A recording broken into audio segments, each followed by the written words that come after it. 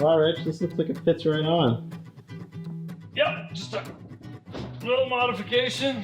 That's normal, don't worry about it. Just testing the welds before we go to all the trouble to weld them together again. Oh, so she's tight, but should work. I gotta bend the back one just a hair more. Nice.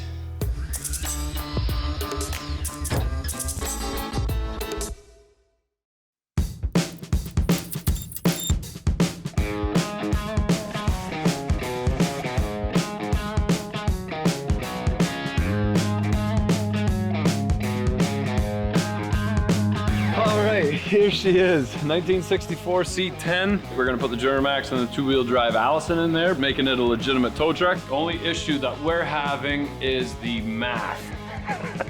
And as long as the Sniper is able to handle the amount of boost that a diesel puts out, we'll be laughing. I'm gonna cut the rim to pieces. It's finally time to cut that off. We can get rid of our wooden intercoolers because we have intercoolers, yay! That looks pretty cool. From here, it starts to suck because it's like, oh, that's leaking and that's broken and that doesn't fit. It's gotta be the one buried underneath everything.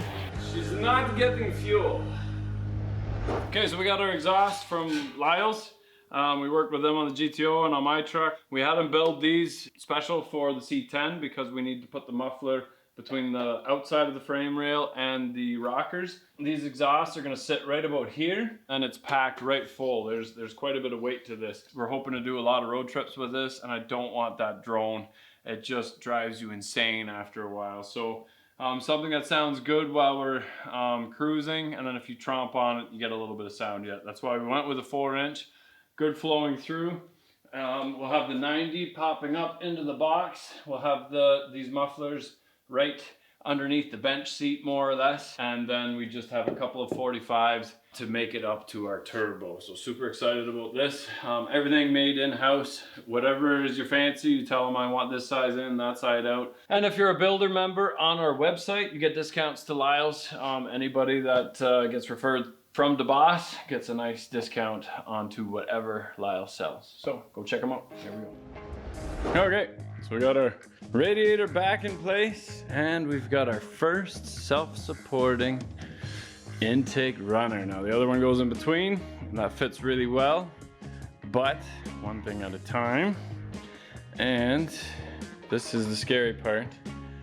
It's finally time to cut that off. Scary stuff. Here we go.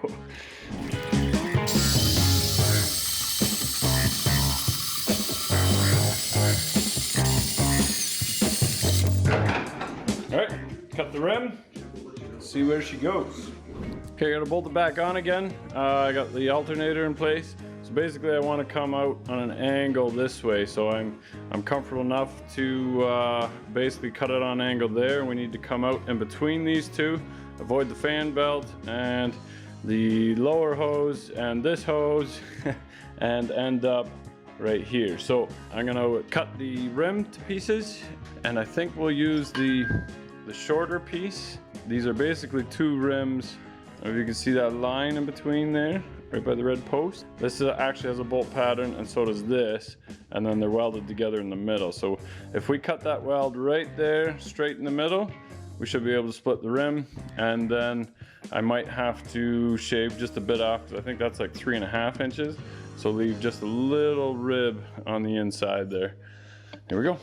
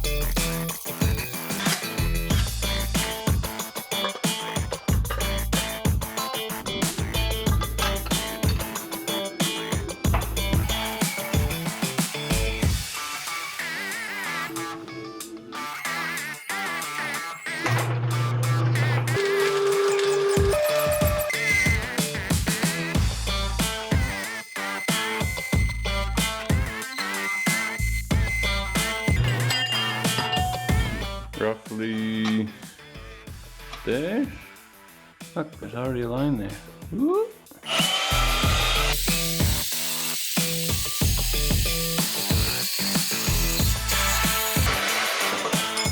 Well, that didn't work. That didn't work at all.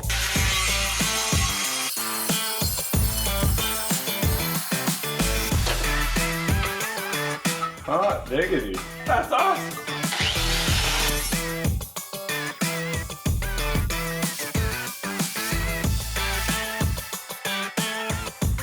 Badass.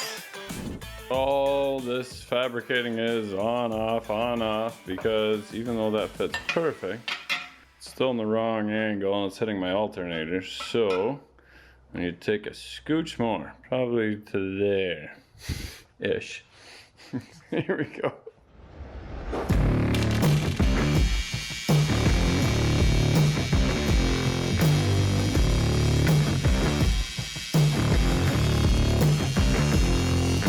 Alright guys, I want to introduce you guys to Vince. Vince is a welder that lives just down the road, and he's been helping me out quite a bit. He's done all the taking on the stainless already on the exhaust, and now we're going to get into the intake. And he said he can make almost anything look good, so I'm gonna test everything that he's got, because he's already welding a rim that I found at the scrapyard to that nice new intake. So yeah, what do you think? We're gonna try to make it happen. Yeah? Yeah. So how long you been welding? About 20 years now. Pretty well tried to expand my horizons with the welding, and it keeps you working the more you know. I want Vince to teach me how to weld aluminum, but he said the most important thing is to be clean. Once we get more caught up on the project, we'll turn this into a much better fabricating room, try to keep it closed a little bit. But for now, you just make all my shit look good, okay? Do my best.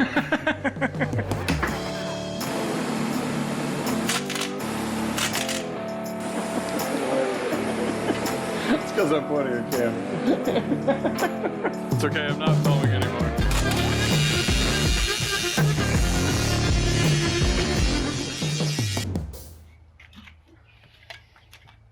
Okay, so while Vince is welding in there, I figured I'd come outside and strip this little pipe down, because this is the perfect shape that I need.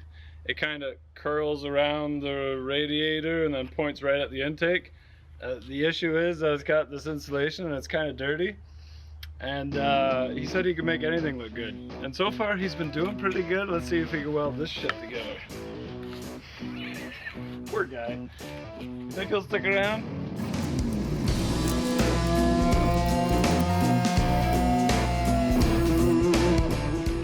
No problem.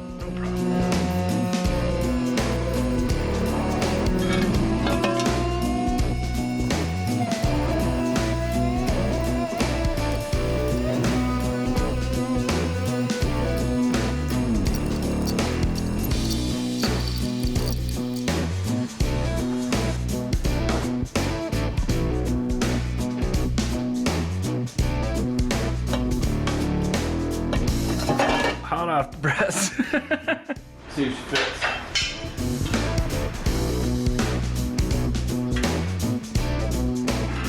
Maybe up a bit. And I need a pipe. Oh man. Yeah, I bet you wouldn't get away with it straight. Sweet. Welder up.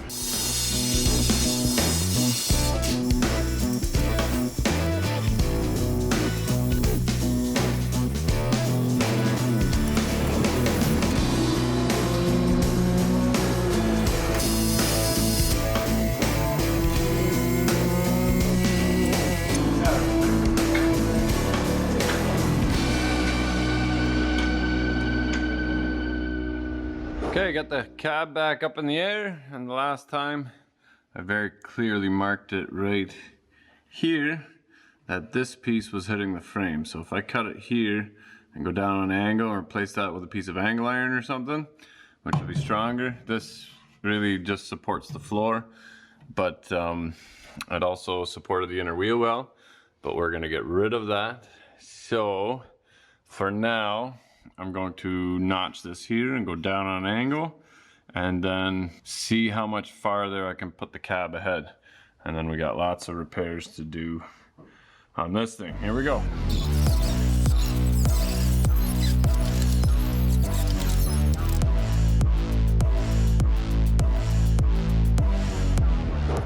Cab is back on, nicely centered in the wheel well. I'm happy with that.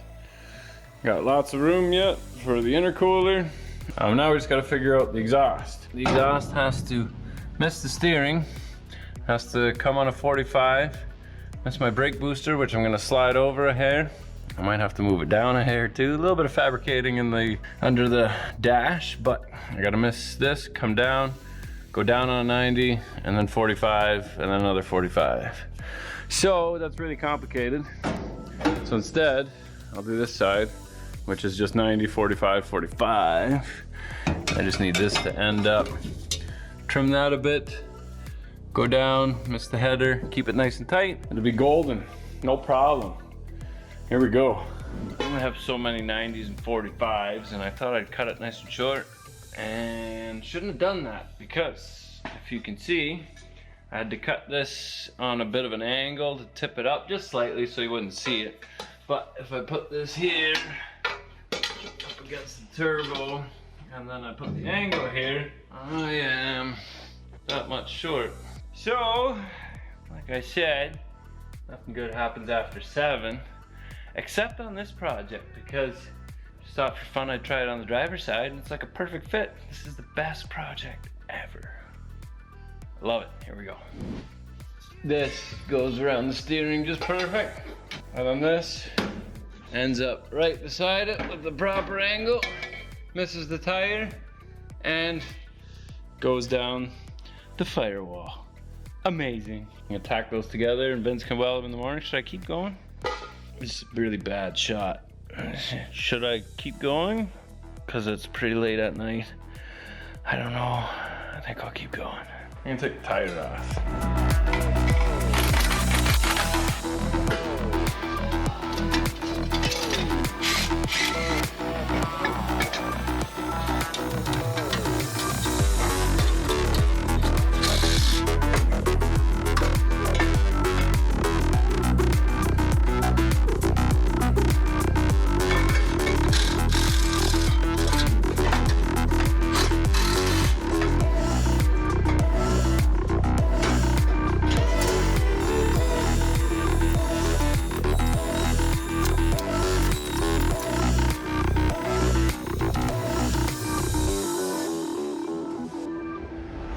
Okay, so pipes are all tacked together, nice and tight clearances, but this is the lowest that the cab will ever go. I imagine I have to raise it up a 1/2 inch, 3/4 inch, which will give me lots of clearance. So it's just making sure that the tire doesn't hit as it's coming up against there. And when we turn all the way right, left for the other side, but that looks pretty cool. Now we can take the cab back off. We'll weld little brackets on the side of the frame just to hold the muffler up where I think I want to have it sit, and then we'll aim on figuring out how to get the pipe into the muffler and then the 90 coming out the back. Originally I was going to have them straight up and down, but I think I can lay the mufflers flat and then still do a cab mount somewhere around the pipe. That works, sort of ish, maybe from the inside. Who knows? Future Rich's problem. Here we go. Oh, look at that. Lots to spare, not even close. I can stick 2 fingers, 3 fingers in between. No problem. Okay, pull the radiator back out again, and cab back off again. Steering's loose. So then we can place our mufflers. Just weld the 2 little bars where I can lay the mufflers on. The first 2 can get welded regardless. And then the last one, we might move it a little bit just for an easier in and out on the muffler. So here we go. All right, so where the mufflers are gonna go. So Vince is welding the first couple pieces together. Nice. It's not making any noise. Why isn't the welder making any noise? It's on DC. DC is very erratic. Yeah. Yeah. Yeah, so and that's still a pretty quiet machine for AC. If you use an older AC machine, it gives you a pretty big headache. Right on. On and on.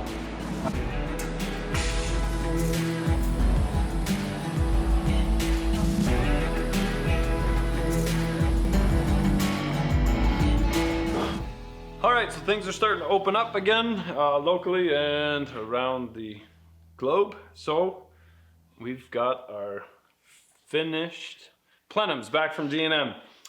What we did was we took the 2 valves per cylinder from the Duramax and made it to the 1 runner on our Sniper Holly intake. I did port all these, and you're right, I did not polish them. I will polish them, but I am excited to start fitting stuff, and I need to keep Vince going, welding.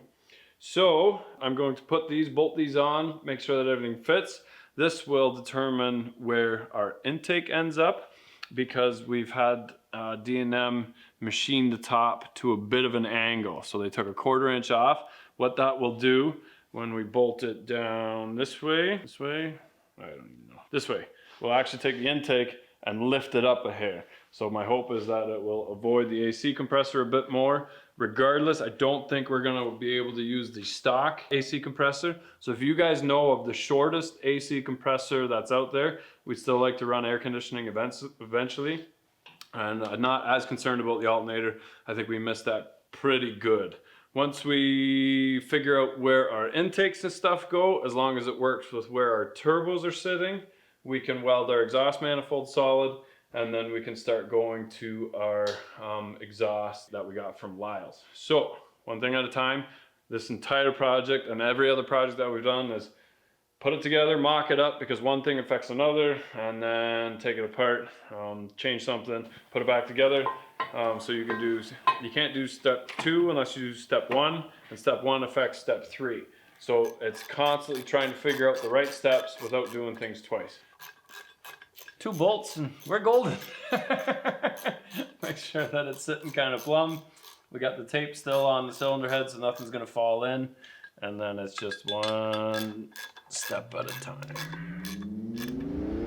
All right, we haven't had a chance to weld this intake plenum in properly yet, but we can get rid of our wooden intercoolers because we have intercoolers, yay!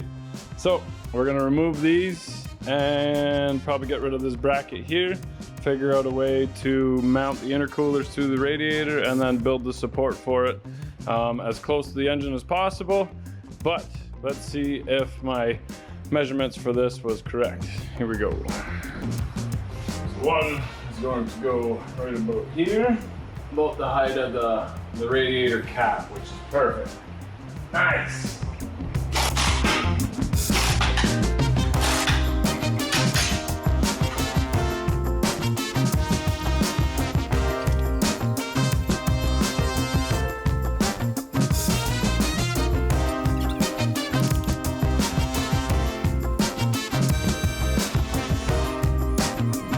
We ordered these intercoolers from Max Speed rods, but I swear they all come from the same manufacturer. Let's throw it on and see what happens. Here we go. I'm basically gonna cut the top nubs off, and I'm gonna cut these bottom nubs off, put a piece of rubber in between, make a bracket to hold it together, and then make a bracket that attaches to the radiator. That's a nice big intercooler though. And then it'll almost be the same height as the rad. Sweet.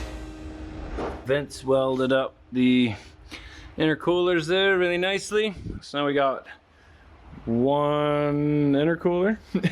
We just whipped up these little brackets to hold the radiator in place. We've got our mounts on the side holding the radiator.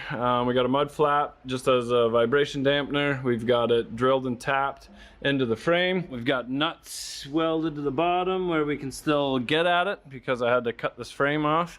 So we can mount the radiator, and then we're gonna bend up a piece. Vince already bent that up. That's going to go through this hole, go down, and then support the bottom of the intercooler and still get connected to this, and then we'll weld some brackets to connect it to this. These are longer than they have to be. They'll stick up past the hood, but we'll put a rubber dampener on it or something and secure it somehow to the cab.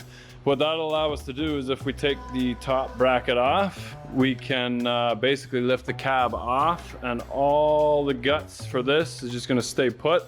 Allow us to do all our nice work. If we want to do a different cab or something later, at least it'll be easy to take off. Kind of like a Ford. You can almost put a hinge on the front and just tip the cab up. It's coming together. Yeah, let's put the rad in and then go from there. Here we go.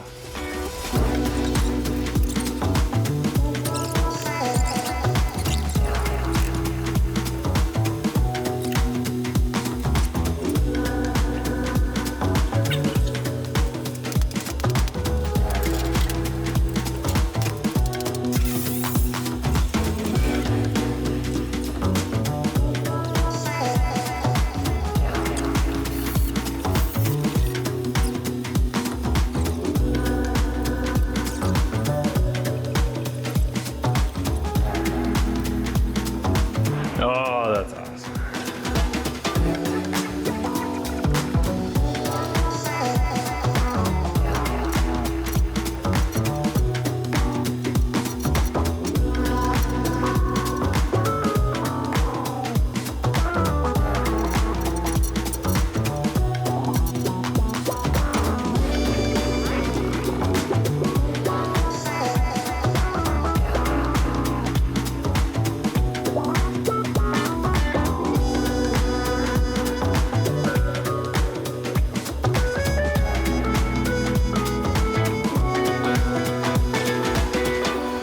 Vince was working last night while I was on another job, and he welded the flange back on the passenger side. Oh, so nice. It's coming along. All right, and we've got our exhaust figured out. So this is roughly where it's gonna sit. I'm happy with this, even though this plate needs to turn and shift a little bit. So now we can take it off and weld the plate for the collector onto the header pieces. I drilled the holes out with 1.5 inches, even though it's 1 5/8 inches to the outside, and then just take a die grinder and make the hole a little bigger. What that allows me to do is if I'm off a little bit, I can adjust and shave more off of one side than the rest. Because if I have one lined up perfect, the other one is off slightly, so split the difference, and then I can grind where I need to have as tight a fit as possible. Even though Vince loves welding my gaps.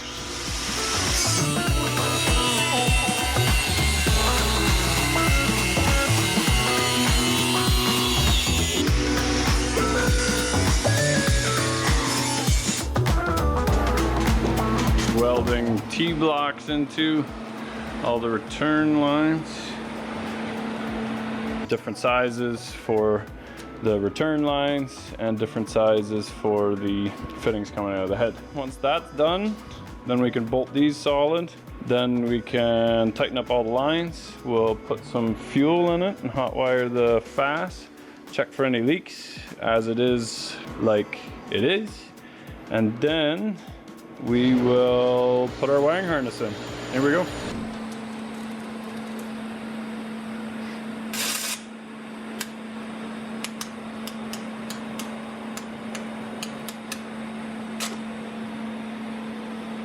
Vince is a better welder with a cast on, blindfolded than I am. What'd you do to your hand? Well, it's grinding. It's the grinding? Grinding they got me. So Yeah. tunnel. Yeah. So both hands? Both hands. Okay, so the drill. Years of grinding will do it. Ah, shit. Yep. So try to keep your grinding to a minimum. Yeah. The fix was to drill a hole through your bone? Drill a hole through the hole that the tendon goes through. Okay. Widened it up. So Yeah. now it's got room to move. Nice. Not pinched when your arm's bent. And now they gotta do the other arm? Do the other one. Yeah, when I got time to get that one done. Well, you let that arm rest. The surgery was Tuesday, it's Thursday? Yep. That's all you need. 2 days. Man up. Okay, so I had Vince welding all of the return lines. We can't do anything about the high pressure lines because they're too high pressure. So we did bend these to go around our intake and then to our fuel rails. They're pretty good. So if you followed that diagram through, we've got our 10-15 PSI from our FAS going into our pump. And then our pump has extra fuel that has to go to return. From there, it comes out of the pump into this fitting and goes into our manifold where we have our fuel pressure sensor, and then it goes to our fuel rails. The rails supply the injectors, and then the extra fuel that the injectors don't use comes out of the cylinder head at the front on the passenger side and on the rear of the driver's side. Both of those have to go to return to a tank. The extra fuel that the manifold doesn't use through the pressure regulator, more or less, also has to go to return. So we've got 1 return, 2 return, 3 return, and 4 return. That goes to tank along with the return from our FAS. And then that is the majority of our plumbing taken care of. Once Vince's hand is a little better, we'll get him to do the spouts on the radiator. I need 1 3/4 for the top, and I need 2 inch for the bottom. But I don't have those right now, and I think I'm gonna wait until his hand's a little better before I keep putting him to work. For now, we can start routing our wiring, making sure that it runs. I only need 2 little fittings for the turbo that doesn't line up with, that's a different size and fitting for some reason. And then we can fire it. We won't run it for very long without coolant in it, but running it for 20 seconds will be just fine. So, now it's getting serious. Now I have to like wake up and I'm like, oh yeah, we still do have to weld the actual plates onto the manifolds, but the rest of the manifolds are done. So now there's really no more excuses. This is my happy time because it's beautiful fab work without anything going wrong. From here, it starts to suck because it's like, oh, that's leaking and that's broken and that doesn't fit and that's making noise. And we're here with Classic Mustang 429 and Lib Scafidi. How many Mustangs you got? I lost count. He lost count. He's got like 50, 60 Mustangs. If you're into old Mustangs, you gotta check out his channel. And Lib Scafidi with your Firebird. Yep. You got it at LS swapped it. Caged What's left? Need new rear gears, brakes, line lock, new torque converter, and Front end too. yeah. And Oh, so you're almost there. yeah, almost there. They're just looking super puzzled because they are gas people and wondering what's going on with the diesel here. So they're gonna get a lesson in how diesels work, and I'm gonna get them to wipe stuff down and clean it because they're better at it than I am. I'm just gonna make it dirtier.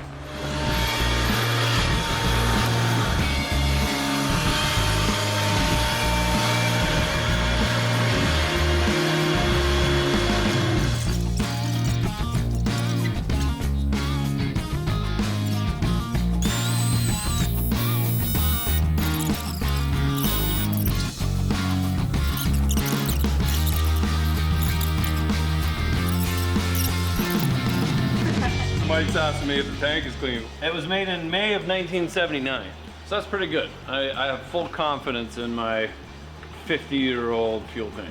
Okay, so we got all our fuel lines hooked up. Took us all afternoon to get the last couple lines hooked up, and it kind of has to be done in order. Tank is not leaking, so Vince did a good job there. Now it's just whether we did a good job or not. I had him like TIG brake line to other lines. Vince is a good guy. I think I'm getting fuel at the filter now. Okay. That sounds like something. Yeah, I hear it. Is it going in the tank? It is. Really? Yeah. Nice! Here it is. It's not even spraying in your face? There it is. I was hearing a leak. Right there. Probably just need to snug it up a little more. Why does it have to be this one? Yeah, it couldn't be like this one down here, like this one right here. No, it's got to be the one buried underneath everything. Yeah, that's dry. So then if this is dry, This line's dry. That's then that perfect. other line is dry That's too. good, Yeah, yep. yeah, that's good. The only fitting that's actually been tested is this one, and it's leaking. The first one. Good job, guys. Yeah. Give her the juice. Nope. No? Nope. Okay, then I gotta replace that fitting with a steel one. That's really weird. Like there's no play at all. No. I'm gonna get my turbo lines made up, and we'll bolt the plenums down another day. Awesome, thanks guys. Thank you.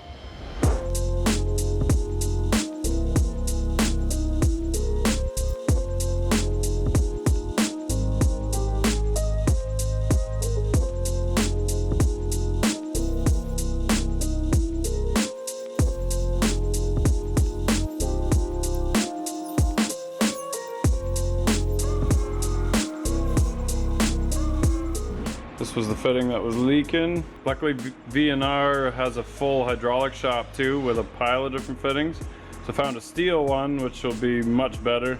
Comes with gasket and everything. And then all the other fittings that I needed for the turbo, and then my oil lines for it as well. So Vince is just welding up the last of the exhaust manifold. We'll get this leak taken care of, and then we can start putting everything together. Here we go. Okay, we also need to turn this into 1 3/4 inch and that into 2 inch. Right now that looks to be like 1 inch, and that's like 1 1/4 inch. I'm having a real hard time trying to find pipe or like furrow in a 2 inch aluminum. So I walked through V&R and I did find a couple bats, because that makes sense. I think the red one is 2 inch, and I think this is 1 3/4 inch. And Vince is just smiling because he's like, oh yeah, sure, he wants me to weld aluminum bats to a brand new radiator. Those are contaminated with balls. How often do you hear that? Contaminated by balls.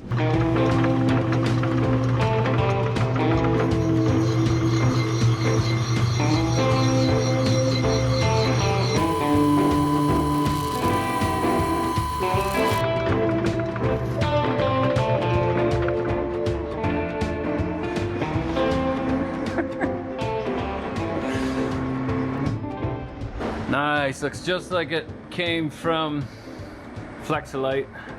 Weld okay? The welded pretty good. Yeah? And bat's good material.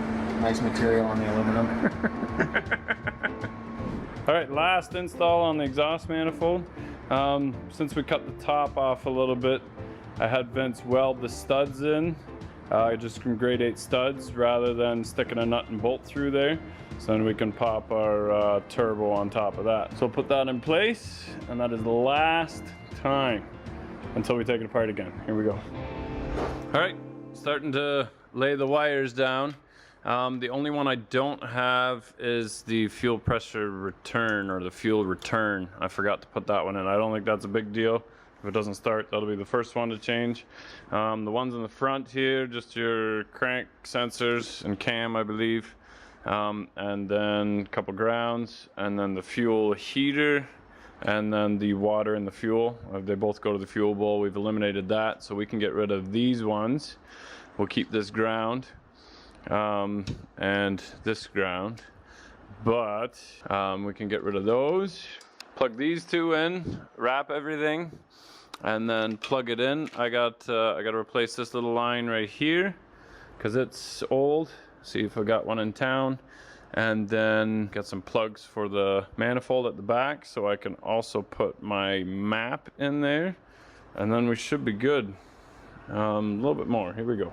Okay, final assembly. Got to route our wiring. It's not that bad. Don't worry about it. I'm not gonna loom any of that until it's running. I do want to move my FICM controllers, so I might end up doing that in the cab, but that involves extending all these wires. So for now, we got our crank and our cam, and then 2 grounds. I cut the wires for the grounds on the 2 fuel sensors so we can cut them back, and then that will loop around the bracket here. So we'll use some of Painless's nice loom. It nicely folds over itself, not just butts, but it really folds on. It does a really good job of keeping things nice and protected. So we'll wrap them up. We got our holes painted, and we can put our radiator back. Exciting stuff.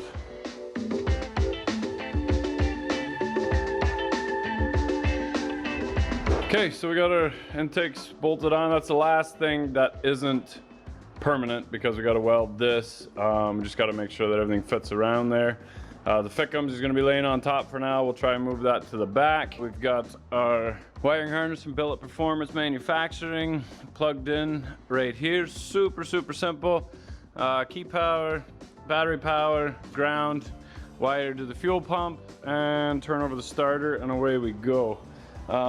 We got our radiator hose pointing in the right direction. Now we just got to modify this. I had Vince weld just the ears a little bit longer on either side, and then we'll re-drill the holes and bolt that down.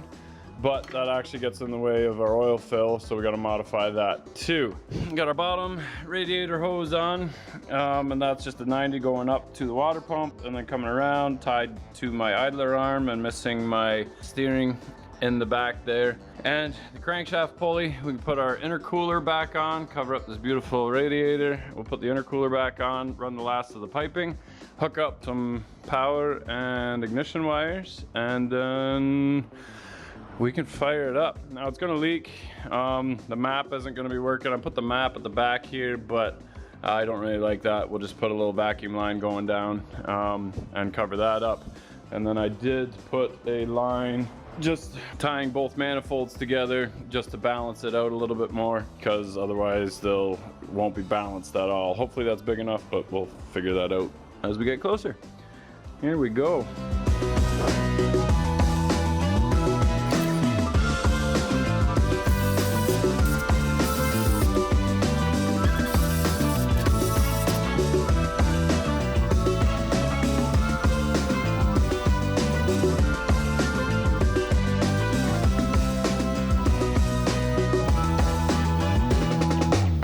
We got everything hooked up. We've got oil in the turbos to pre-lube the turbos. We've got engine oil in there. No coolant, but we won't run it for very long. We've got our 2 batteries in the boxes at the back. We got wires ran, and then 1 main wire right there that connects to ignition and battery right there, and then starter, and then it should run. If it doesn't run, then I don't know what's wrong. If it was a Cummins, it's just not getting fuel. That's all there is to it. Or your timing gear popped off the shaft there on the pump, but I'm really nervous. Let's see what happens. Here we go. I don't know if the fuel pump. We should hear some clicking, some relays turning on, and maybe the fuel pump. I heard lots of clicking. That's good. No fuel pump, so we'll see. If I don't hear the fuel pump, maybe I'll just hot wire it. Kind of feel like Griswold's.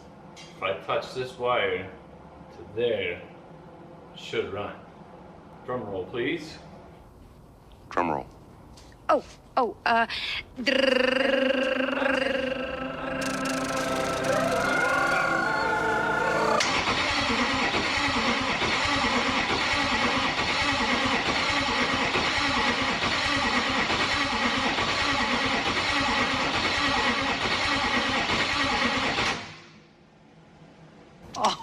Talk about pissing your money away. I don't hear a fuel pump. I'm gonna hot wire the fuel pump.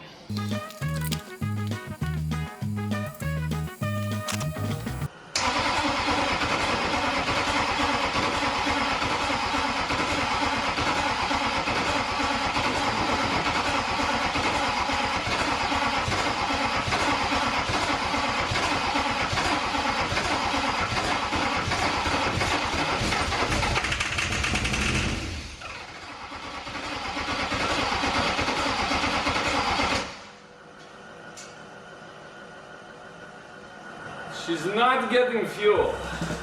What's with all this adventure? What's going on? I see an engine and I see an intercooler. I see a couple of turbos. What the hell is this all about? That's so lame I can't even believe it. Holy shit. This I gotta see. Okay, so I had the cam and the crank sensor backwards. They both fit in the same slot, but because if they're in the loom, they would never be able to, you wouldn't be able to stretch it. But because I took it out of the loom, I messed up. Luckily the book was good, just followed it. Try again, fingers crossed. Drum roll, please.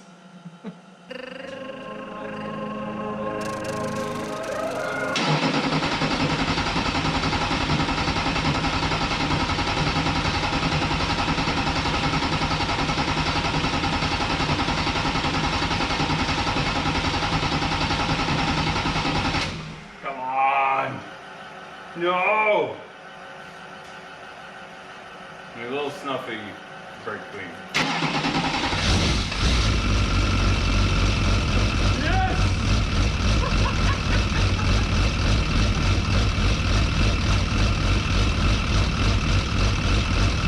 Yes! Oh, yes!